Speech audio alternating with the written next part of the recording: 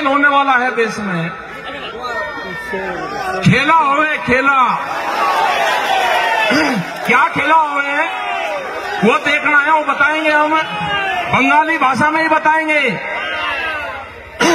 जब भारत सरकार 5 लाख से ज्यादा लोगों से नहीं डर रही, जो दिल्ली के चारों तरफ डेरा डालने बैठे हैं, जिसने पक्के मकान सड़कों के ऊपर बना दिए, तो आपका क्या खेल करेगी सरकार, वो हम बताते हैं क्या होगा बंगाल के साथ में। वे एक मुट्ठी चावल मांगते हैं आपसे, आप उनसे भाव की बात करो कि 1850 रुपए जो भारत सरकार का भाव है वो कब मिलेगा हमारे। जिस खेत में हम बैठे हैं ये चावल का खेत है, इसका रेट है 1850 रुपए, 18 रुपए 50 पैसे किलो, ये सरकारी रेट है। जब आपसे वोट मांगने आए तो वो जरूर मांग लेना उनसे। इसी के लिए बैठे हुए हैं दिल्ली में कि एमएसपी पे, मिनिमम सपोर्ट प्राइस पे देश में कानून बने। अगर वो बंगाल का किसान है, आसाम का किसान है, वो कर्नाटक का किसान है, उसका धान भी उसके कम रेट पे ना खरीदा जाए, उसकी जो दूसरी फसलें हैं वो भी कम रेट पे ना खरीदा जाए। अभी आपके साथ में क्या होगा, जो उत्तर प्रदेश और आसपास के क्षेत्र में हुआ है, वो हुआ है कि 10 साल पुराना ट्रैक्टर आप नहीं चला सकते, 10 साल पुराना पंपिंग सेट आप नहीं चला सकते। आपके यहां 15 साल का होगा भी, 15 साल में जो भी डीजल से चलने वाला सिस्टम है आपका, वो आपके यहां पे बंद है। आपके साथ में क्या होगा जब सरकार, भारत सरकार कई लाख किसानों के कब्जे में नहीं आ रही अभी पिछले 100 दिन से, आपके साथ में 2 खेल होंगे यहां पे। यहां पे पहला है कि एमएसपी पे खरीद नहीं हो रही, दूसरा सबसे बड़ा खेल होगा, बड़ी बड़ी कंपनी आएगी जिसको देश बेचा जा रहा है, वे कंपनी आएगी समुद्र में मछली पकड़ने के लिए भी बड़ी कंपनी आ रही है। मछुआरा का जो किसान है, जो समुद्र के पास का किसान है, उसको बहुत बड़ा नुकसान होने वाला है। उसके बाद में नुकसान होगा जो आपके घर के बाहर गड्ढे बने हैं जिसमें आप मछली पकड़ने का काम करते हो, घर के घर में ही, ये पूरे बंगाल में है, ये बंद होंगे। वो कानून भी आएगा, जैसे दूध पे कानून आ रहा है कि डब्बे के अंदर एक किसान अपने पड़ोसी को भी दूध नहीं बेच सकता, ऐसे ही यहां पे भी ये कंपनियां काम करेंगी। क्या किसान जिंदा रह सकता है? ये बड़ी बड़ी कंपनियों के हवाले देश को करा जा रहा है। अगर किसी पार्टी की सरकार होती तो वो बात कर लेती, ये पार्टियों की सरकार नहीं, इस सरकार को कंपनी चलाती है। बड़ी बड़ी कंपनियां हैं जो सरकारों को चलाने का काम कर रही है। वॉलमार्ट जैसी कंपनी आ रही है, अडानी जैसी कंपनी आ रही है, जिसके हाथ में पूरे के पूरे विभाग बेच दिए, टेलीकॉम बेच दिया, हवाई जहाज बेच दिए, एयरपोर्ट बिक गए, रेलवे बिक रही है। अब अगला काम किसानों का है, किसानों का। पिछले 100 दिन से किसान बैठे हुए हैं, देश का किसान, कई लाख आदमी बैठे हुए हैं, 300 के आसपास लोग हमारे शहीद हो गए हैं। उसके बाद में भी सरकार बात करने को भी अभी तैयार नहीं है। ये आंदोलन पूरे देश में खड़े करने पड़ेंगे, ये आंदोलन डिस्ट्रिक्ट वाइज खड़े करने पड़ेंगे। आपको बैरिकेडिंग और बैरियल तोड़ने पड़ेंगे,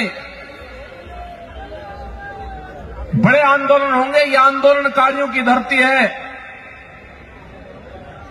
आपको आंदोलन, लड़ाई आपको लड़नी पड़ेगी। वो लड़ाई बाद की होगी, पहले यह है कि यहां पे इलेक्शन है। जब यहां पर आए तो प्रेस के लोग और सब लोग इलेक्शन की बात जरूर करेंगे। हमारे संयुक्त मोर्चे ने तय करा है कि हम बंगाल में जाएंगे, बंगाल के लोग उस अपील करेंगे कि आप दिल्ली आकर आंदोलन नहीं कर सकते, आपके वहां पे इलेक्शन है, आप बीजेपी को हराने का काम करो। आप उसको वोट मत दो, उसको हराने का काम करना। वोट आपको किसको देनी है वो अपने आप तय कर लेना। जो भी आपको मजबूत कैंडिडेट लगता हो, बीजेपी को हरा सकता हो, आप उसको वोट दे देना। जो ये भगोड़े लोग हैं ना, जो अभी तक यहां पे मंत्री थे और फिर छोड़ के भागे, उनके सामने कर जा रहा।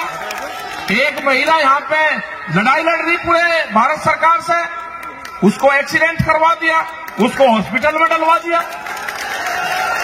आप देख लेना किसको आपको देना है वो। हम तो संघर्ष वहां पे करते रहेंगे।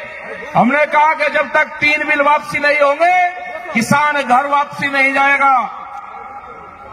जब तक एमएसपी पे कानून नहीं बनेगा, किसान घर वापसी नहीं करेगा।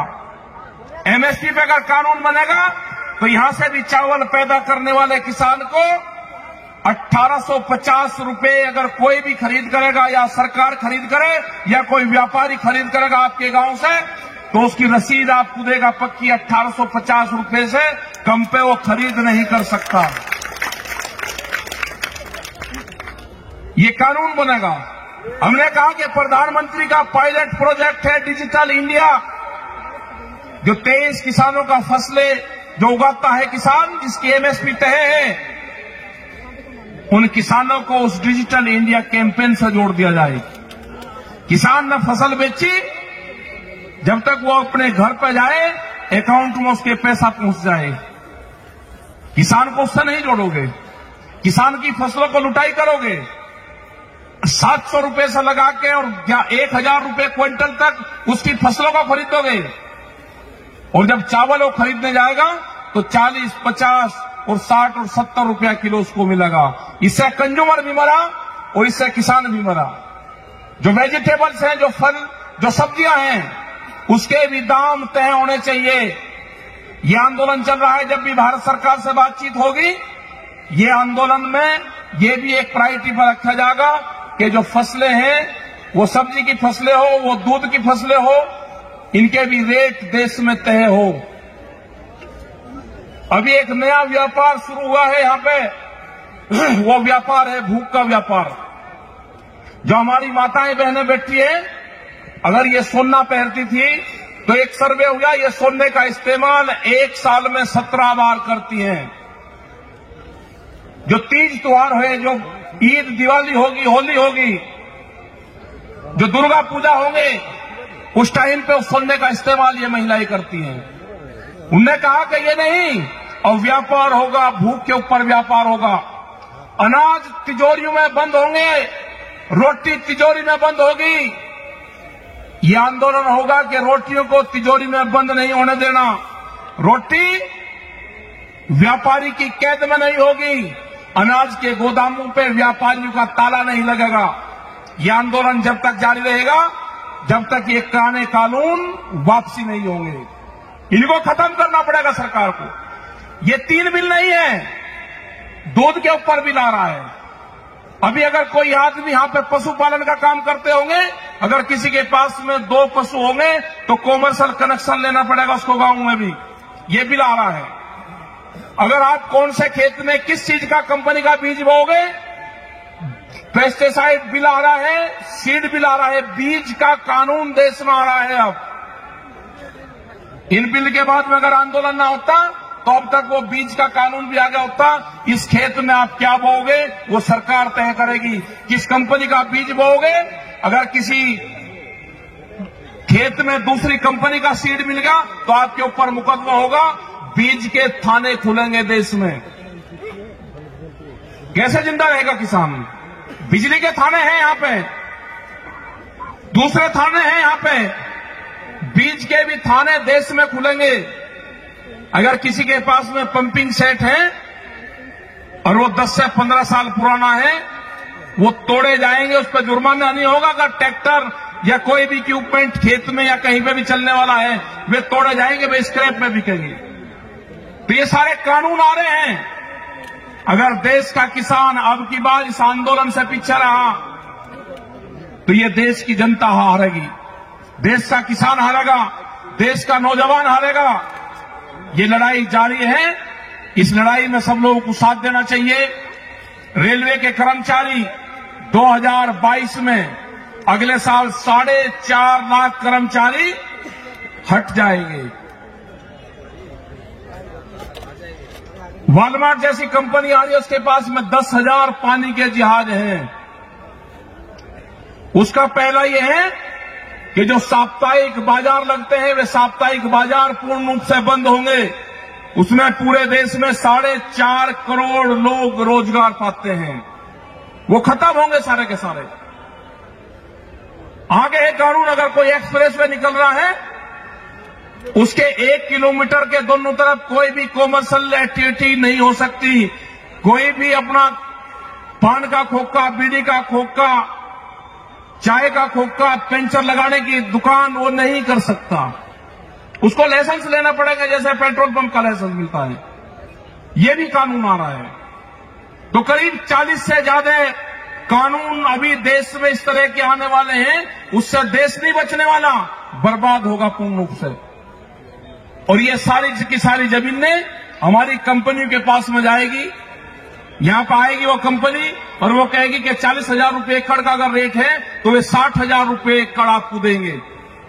तो किसान उसको तुरंत देगा और वो एग्रीमेंट होगा आपका 30 से 40 साल का।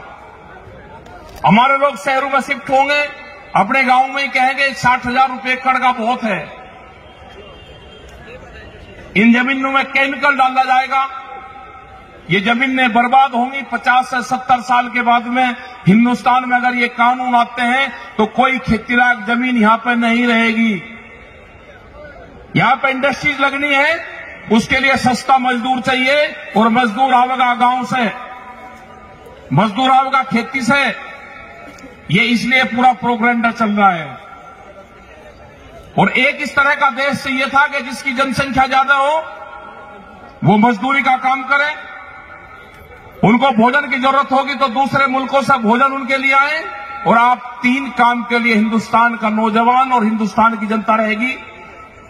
खाने के लिए मार्केट, मजदूरी करने के लिए फैक्ट्री और वोट देने के लिए वोटर। आप सिर्फ 3 काम करोगे, चौथा काम आप नहीं कर सकते। तो इसलिए आंदोलन में आपको जुड़ना पड़ेगा। नौजवानों के हाथ में बड़ी ताकत है। आप सब नौजवानों को देश के खड़ा होना पड़ेगा, जुड़ना पड़ेगा। आपने इस टाइम तक बातचीत सुनी, आपका बहुत बहुत धन्यवाद। आप वोट मत देना उसको, वोट मत देना, संघर्ष करो। वोट नहीं देना उसको, संघर्ष आपको करना पड़ेगा। इनको यहां से बैरंग भगा दो दिल्ली। दिल्ली में हम बैठे हुए हैं, इनकी तलाश में आए यहां पे। ये सरकार वहां से, दिल्ली सरकार 1.5 महीने से गायब है। पता चला कि बंगाल में गई। हमारे पूरे संयुक्त मोर्चे के लोग, राज्यपाल जी हैं हमारे लीडर, यहां पर बैठे हुए हैं। हम आए हैं उनको तलाश करने, कहीं आपको मिले तो पकड़ के ये जरूर पूछ लेना उनसे। तो धन्यवाद। जय हिंद, जय बंगाल।